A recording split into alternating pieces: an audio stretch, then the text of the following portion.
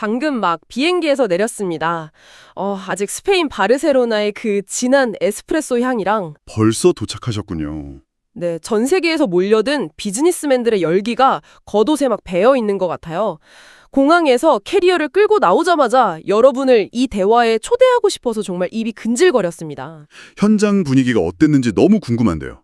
방금 막을 내린 세계 최대 모바일 전시회 MWC 2029 현장에 제가 직접 다녀왔잖아요. 근데 이번 심층 분석의 미션부터 명확히 하고 시작하죠. 좋습니다. 어떤 방향으로 갈까요? 단순히 카메라가 좋아진 새로운 스마트폰이 나왔다 이런 수준의 기기 리뷰를 하려는 게 절대 아닙니다. 당연하죠. 우리 여러분이 듣고 싶은 건 그런 게 아니니까요. 맞습니다. 올해 MWC를 관통하는 거대한 화두가 있었어요. 이른바 IQ 시대, 그러니까 지능화 시대와 화면 밖으로 튀어나온 피지컬 AI의 부상을 오직 주식 투자자의 관점에서 완벽하게 해독해내는 것. 아, 투자자의 관점. 네, 그게 오늘 우리의 목표입니다. 포트폴리오의 미래를 바꿀 거대한 자본의 이동이 그 현장에 분명히 있었거든요. 현장에 흥분이 고스란히 전해지네요. 오늘 이 시간에 함께하고 계신 여러분이라면 아마 단순한 뉴스 헤드라인 그 이상의 밸류에이션을 움직이는 진짜 트리거를 찾고 계실 겁니다. 정확합니다. 모바일 전시회라는 껍데기를 딱 벗겨내면 사실 이번 행사는 글로벌 AI 인프라 권력을 과연 누가 지느냐를 다루는 거대한 체스판이었거든요. 네, 정말 체스판 같았어요. 그래서 오늘 우리가 짚어볼 핵심 포인트는 크게 네 가지입니다. 첫째, 통신사들의 전면적인 풀스택 AI 기업 전환. 둘째, AI 인프라 밸류체인과 전력망 모멘텀. 전력망 중요하죠. 셋째, 지상망을 넘어선 우주통신과 육지. 마지막으로 하드웨어의 물리적 한계를 부수고 있는 폼팩터 혁신과 차세대 배터리 기술입니다. 이 흩어진 점들을 하나의 투자 시나리오로 연결해드리겠습니다. 와, 목차가 벌써 웅장한데요? 자, 그럼 이 거대한 체스판의 한가운데로 바로 들어가 보죠. MWC 전시장 입구에 딱 서면 삼성이나 에릭슨 같은 거대한 깃발들이 막 나부낍니다. 매년 보는 풍경이긴 하죠. 근데 제가 통신사 부스들을 쭉 돌면서 가장 먼저 느낀 건 와, 이들이 진짜 뼈저린 반성문을 썼구나 하는 거였어요. 반성문이요. 어떤 의미에서요? 과거에는 항상 우리 오지가 0.1초 더 빠릅니다. 이런 속도 경쟁만 했잖아요. 그랬죠. 망속도 저랑이 전부였죠. 올해는 완전히 달랐습니다. 특히 SKT 부스는 통신사라기보다는 거대한 AI 플랫폼 기업의 쇼룸 같았어요. 아, 이번에 칼을 갈았다고 하더라고요. 네, 서버열을 식히는 액침 냉각 기술이 들어간 AI 데이터 센터 모형을 아예 통째로 가져다 놨고요. 자체 초고대 AI 모델인 HAX를 전면에 내세웠어요. 그걸 풀스택 AI 전략이라고 부르죠? 맞아요. 하드웨어 인프라부터 모델, 서비스까지 다 하겠다는 건데 대체 왜 통신사들이 망사업을 넘어서 AI에 이렇게 사활을 거는 걸까요? 그 이유를 이해하려면 통신사들이 겪었던 아주 뼈아픈 트라우마를 짚어봐야 합니다. 이른바 덤파이프, 어리석은 파이프의 역사죠. 아, 덤파이프. 재주는 곰이 부리고 돈은 딴 사람이 번다는. 네, 4G, 5G 시대를 거치면서 통신사들은 천문학적인 자본 지출을 던행해서 망을 깔았어요. 근데 정작 그 위에서 수십조 원의 영업이익을 챙겨간 건 구글, 메타 같은 빅테크 기업들이었죠. 통신사는 그냥 톨게이트 역할도 제대로 못한 거네요. 맞습니다. 그런데 AI 시대가 오면서 이 판이 완전히 뒤집혔습니다. AI의 핵심은 방대한 데이터 센터와 촘촘한 네트워크, 그리고 엄청난 전력이거든요. 생각해보니 통신사들은 전국 주요 거점에 막대한 부동산과 광 케이블을 이미 갖고 있잖아요. 바로 그겁니다. 빅테크들이 덤벼들기 힘든 물리적인 해자를 이미 쥐고 있는 거예요. 아, 그렇다면 이번에 KT가 공개한 에이전틱 패브릭이나 LGU 플러스의 그 익시오 같은 행보도 다 같은 맥락이겠네요? 정확히 보셨습니다. 특히 KT의 에이전틱 패브릭은 단순한 챗봇이 아닙니다. 기업용 AI 운영체제인데 이건 B2B 시장의 수익 모델 자체를 뒤집으려는 시도예요. 어떻게 뒤집는다는 거죠? 기존 소프트웨어 기업들은 계정당 월 구독료를 받았잖아요. 근데 이런 AI의 에이전트가 도입되면 AI가 업무를 얼마나 완벽히 달성했느냐, 그 성과를 기준으로 과금 체계를 바꿀 수 있는 거죠. 와, 과금의 패러다임이 바뀌는 거군요. 그럼 우리 투자자 입장에서 통신주를 바라보는 시각도 완전히 달라져야겠네요. 핵심이 바로 그겁니다. 여러분 수십 년간 통신주를 그저 은행 이자보다 조금 더 주는 방어주나 배당주로만 취급해오지 않으셨나요? 사실 저도 포트폴리오에서 제일 안 움직이는 주식으로 생각했어요. 이제는 이들을 AI 인프라와 운영체제를 장악하는 거대한 AI 밸류체인 수혜주로 전면적인 재평가, 즉 리레이팅을 해야 하는 변곡점이 바로 지금이란 뜻입니다. 방어주에서 AI 플랫폼 수혜주로의 리레이팅. 이거 정말 큰 시사점이네요. 자, 그럼 자연스럽게 그 데이터 센터의 내부 하드웨어 밸류체인으로 넘어가 볼까요? 네, 반도체 쪽도 열기가 대단했죠? 현장에서 SK 하이닉스 부스 설은 정말 많았습니다. 차세대 서버용 HBM4 메모리랑 12단 HBM3E를 보니까 AI 칩셋 슈퍼사이클이 여전히 펄펄 끓고 있더라고요. 메모리 수요는 여전히 견조하죠. 근데 제가 퀄컴 부스에서 아주 흥미롭고 좀 소름 돋는 경험을 했어요. 어떤 거였나요? 기기가 인터넷이 완전히 끊긴 오프라인 상태였거든요. 근데 그 온디바이스 AI 기기가 저를 쳐다보면서 한국어를 알아듣고 대화를 시도하는 거예요. 아, 스냅드래곤 8 엘리트 젠 5 같은 차세대 칩셋 시연이었군요. 네, 기기 자체가 연산을 해버리니까 좀 무섭기도 하고, 근데 여기서 드는 의문이 이렇게 클라우드 의존도가 낮아지면 결국 중앙 서버용 메모리 수요에는 악재가 아닐까요? 그렇게 보실 수도 있는데 사실 이건 클라우드 시장을 갉아먹는 제로섬 게임이 아닙니다. 오히려 하이브리드 AI 구조로 정착되고 있어요. 하이브리드라면 역할을 나눈다는 건가요? 네, 일상적이고 빠른 연산은 기기단에서 즉각적으로 처리하고 초거대 데이터 학습이나 아주 복잡한 추론은 HBM4로 무장한 중앙 데이터 센터가 담당하는 식이죠. 아, 파이가 커지는 거군요. 맞습니다. 근데 여기서 우리가 진짜 주목해야 할 더 큰 그림이 있어요. 데이터 센터가 이런 고성능 칩으로 꽉꽉 채워질수록 물리적으로 절대 피할 수 없는 거대한 벽에 직면하게 됩니다. 아, 알 것 같아요. 전력 부족 문제 말씀하시는 거죠? 정확합니다. 사실 제가 현장에서 반도체라는 단어보다 전기를 어떻게 끌어올 거냐는 얘기를 훨씬 더 많이 들었어요. 그게 지금 가장 큰 화두니까요. 제가 아까 SKT가 울산에 대규모 AIDC를 짓는다고 했잖아요. 거기서 흥미로운 포인트가 한전의 두가 전력망을 쓰는 게 아니더라고요. 아, 자체 조달을 하나요? 네. 그룹사인 SK가스를 통해서 전력을 직접 조달하고 시공은 SK 에코플랜트가 담당하는 식이에요. 바로 그 지점이 스마트머니가 움직이는 방향입니다. 국가 주도의 전력망은 이미 포화 상태거든요.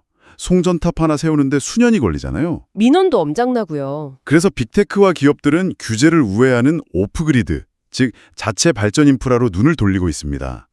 여러분, 주식 투자자라면 여기서 엔비디아 다음 타겟을 찾아야 합니다. 오, 구체적으로 어떤 섹터가 있을까요? 기업들이 자체 전력을 생산하기 위한 연료전지, 가스터빈, 대용량 변압기, 전선, 그리고 아까 말씀하신 엄청난 발열을 잡기 위한 액침 냉각 시스템 관련주들입니다. 반도체를 굴리기 위한 혈관에 투자하라는 말씀이시네요. 인프라 슈퍼사이클은 꽤 길게 갈 수밖에 없으니까요. 네, 구조적인 성장기 진입이죠. 자, 그럼 이제 전 시장의 풍경을 좀 더 역동적인 쪽으로 돌려볼게요. 고정된 데이터 센터 얘기를 했으니 움직이는 애들 얘기를 해봐야죠. 드디어 로봇 이야기인가요? 네, 이번 MWC는 그야말로 로봇들의 무도회장이었습니다. 중국 아너부스에서는 휴머노이드 로봇이 막 백덤블링을 하고요. 백덤블링이요? 전시장 곳곳에 레벨4 자율주행차랑 다리 달린 피지컬 AI들이 막 돌아다녔어요. 화면 속에 갇혀있던 AI가 물리적 현실 세계로 완전히 튀어나온 거죠. 자율주행과 로보틱스 산업에서 데이터 처리 지연, 즉 레이턴시가 목숨과 직결된다는 건 여러분도 잘 아실 겁니다. 흥미로운 건 이 문제를 해결하기 위한 인프라의 중심축이 이동하고 있다는 거예요. 중심축이 이동한다면 5G 다음을 말씀하시는 건가요? 네. 5G 통신망이 아무리 빠르다 한들 100km로 달리는 자율주행차 수만 대가 뿜어내는 데이터를 지상기지국만으로 감당하는 건 물리적 한계가 있습니다. 기계와 인프라가 0.01초의 오차도 없이 연결되는 환경을 위해 초저지연 육지 인프라가 본격적으로 열리는 거죠. 근데 아무리 육지 기지국을 촘촘하게 박아도 산이나 바다, 사막 같은 음영 지역은 기지국 세우는 비용이 너무 들어서 포기하잖아요. 그렇죠.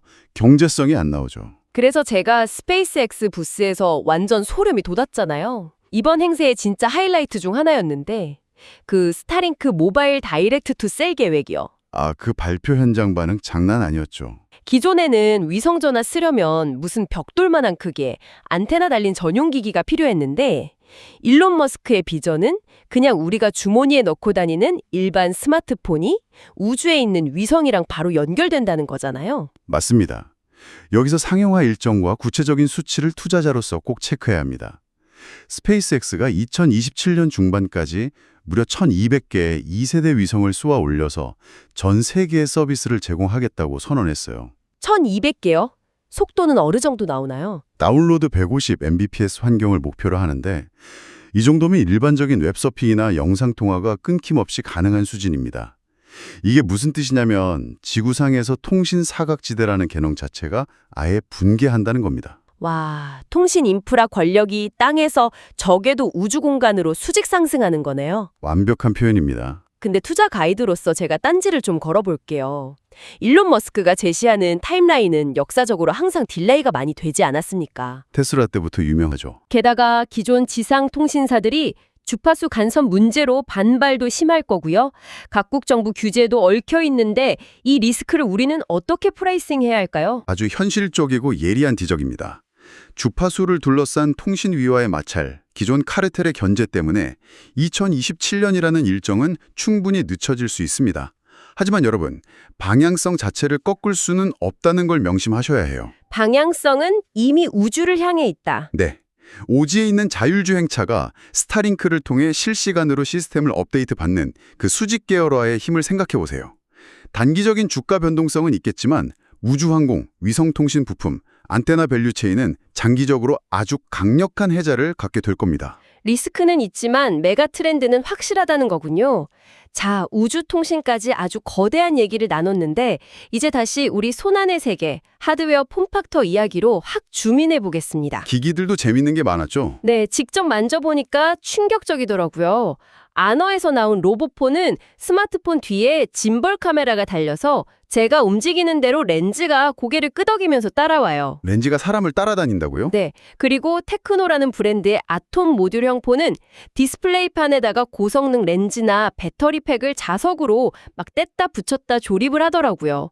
삼성 디스플레이의 롤러벌 컨셉도 여전히 눈길을 끌었고요. 화면이 접히고 늘어나고 카메라가 스스로 움직이고 확실히 재밌네요. 신기하죠? 하지만 투자자라면 단순히 와 신기하다 여기서 멈추면 안 됩니다.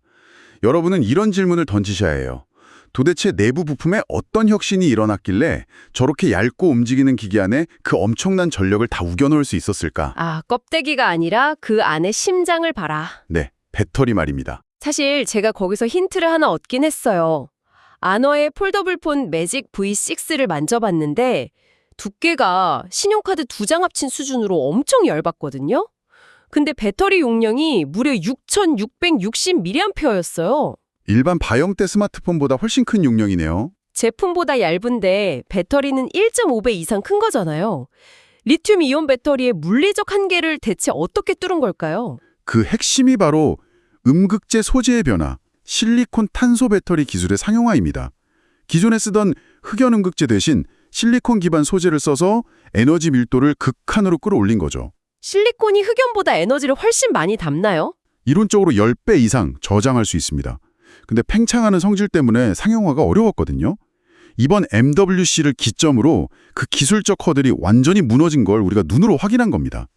자, 그럼 이 기술이 스마트폰을 넘어서 타 산업으로 확장된다면 어떻게 될까요? 아, 바로 전기차잖아요.